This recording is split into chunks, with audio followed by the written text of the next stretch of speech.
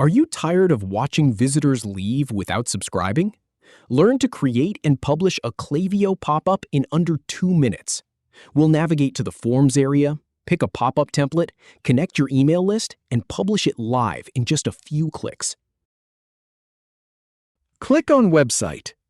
Then, from there, click on Sign Up Forms. And when that opens, click on Create Form. Click on Form Style dropdown. Then select Pop-up from the list that drops down. You'll see some templates to choose from. Go ahead and look them over. Once you've spotted one you like, click on that chosen template. Next, click on the Email Subscriber List field. Click on Email List. Then click Create Form to finalize.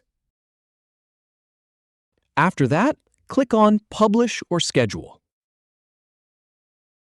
Choose Publish Now to push it out, and you're all done.